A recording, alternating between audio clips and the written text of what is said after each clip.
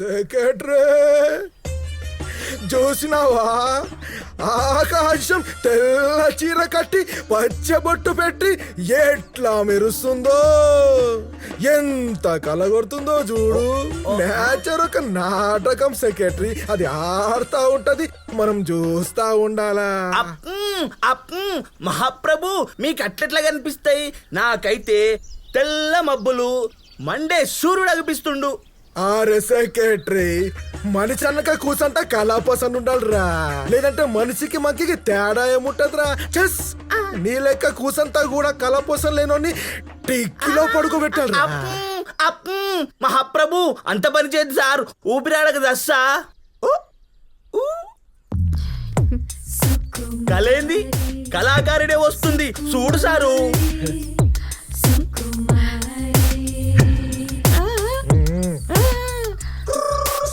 అరే సెక్రటరీ, ఈ కళాకారుని కథ ఏందో చూద్దాం తీ. నమస్కారం ఎమ్మెల్యే గారు. నమస్కారం. సార్, మన నియోజకవర్గంలోని బస్తీలల్లా మహిళా మండలి సంఘం ద్వారా ఎన్నో సేవా కార్యక్రమాలు చేస్తున్నా, చాలా మంది కోరికలు తీరుస్తున్నా. ఈసారి గిట్లా మీరు ఫుల్ సపోర్ట్ చేస్తే నా ఆశ తీర్చుకుంటా సార్.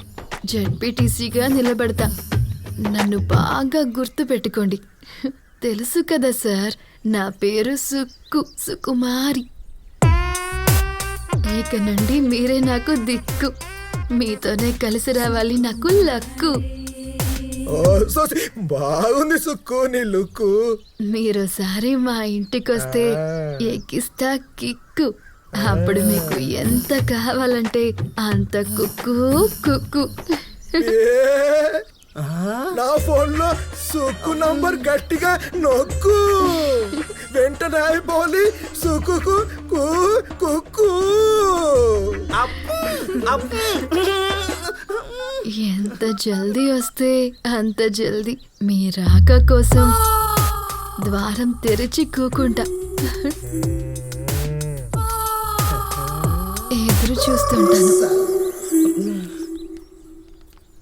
వారిని తస్సరావుల పట్టు సెక్రటరీ, చూసినావా? గంధం నా ఒంట్లో పైపులకి ప్రెషర్ పెడుతుంది రా. గిదిరా కళాపోసన అంటే. గందు కోసానికే కళాపోసన గట్టిగా ఉంటే గిసొంటి షోలు మస్తు వేసుకోవచ్చు.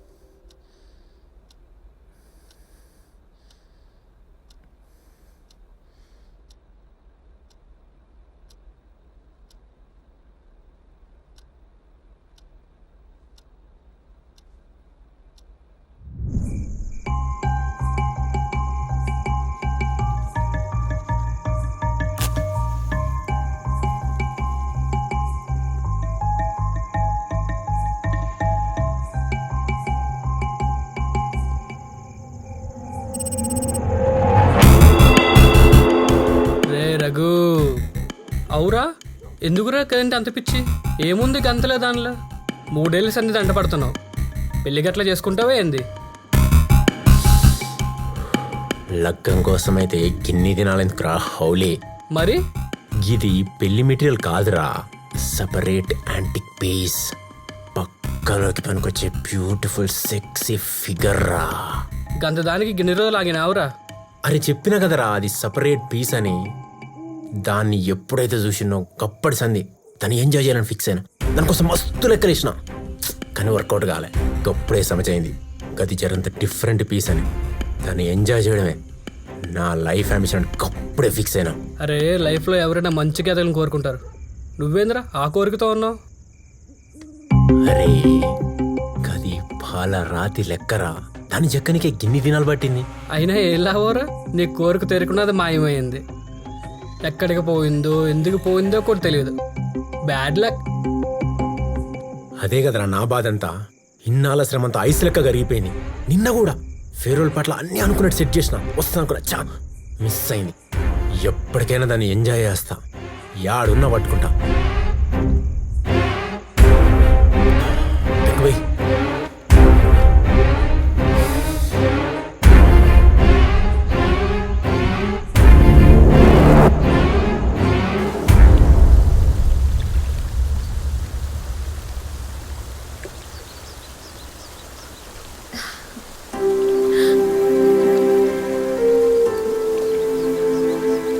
ఏమైంది రఘు? వచ్చినప్పటి సంది డల్గా ఏం మాట్లాడకుండా నిలబడ్డావు? What happen? ఏం జరిగింది రఘు, చెప్పు.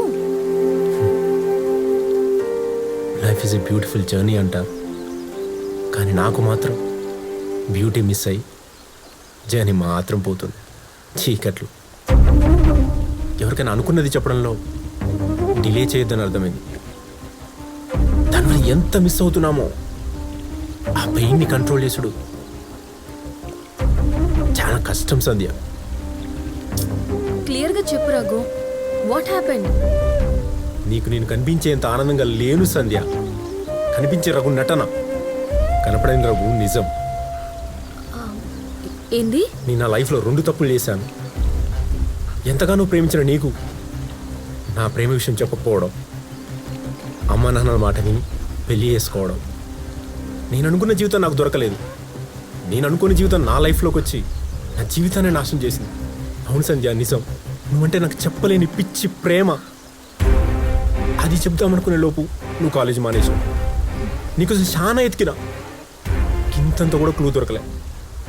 మస్తు వెయిట్ చేసిన, కనిపిస్తే ఉన్నాడు, కానీ కాలే. చివరకు మా వాళ్ళ కోసం పెళ్లి చేసుకున్నా. ఇంకా నా వైఫ్ అది మనిషి కాదు, రాక్షసి. అది ఏ రోజు ఆడదాల్లో ప్రవర్తించలేదు. ప్రతిదీ అనుమానం, గొడవలు. మా అమ్మ నాన్నలు కూడా మానసికంగా మస్తు బాధ పెట్టింది. వాళ్ళు నన్ను నిడిచిపోయిండ్రు. నాకు ఏ రోజు సుఖం లేదు సంధ్య. అమ్మ నాన్నల కోసం చస్తూ బతుకుతున్నా, సమాజం కోసం నవ్వుతూ నటిస్తున్నా. అది ఎప్పుడు ఎలా ఉంటుందో కూడా తెలియదు సంధ్య. సిగ్గు విడిచి చెప్పాలంటే నాకు కనీసం పడకసుకొని కూడా లేదు సంధ్య.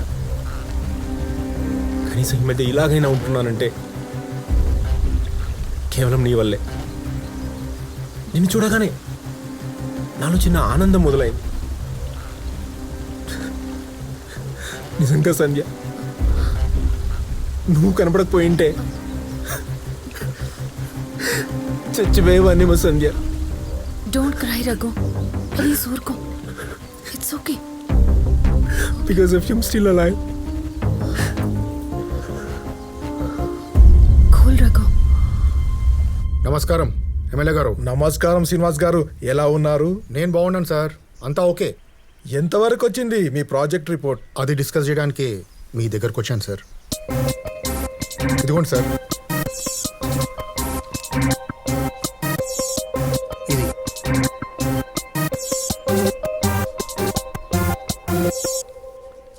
సార్.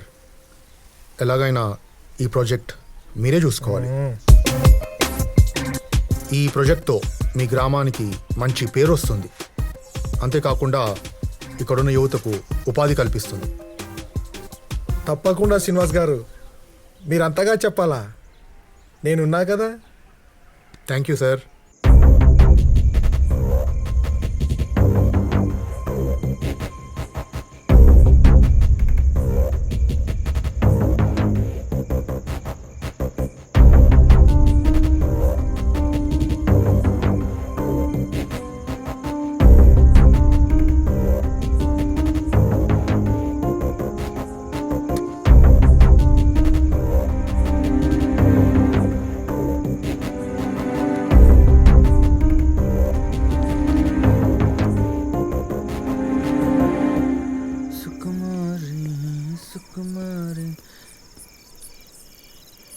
నా సుక్కు ఏం చేస్తుందో చూద్దాం.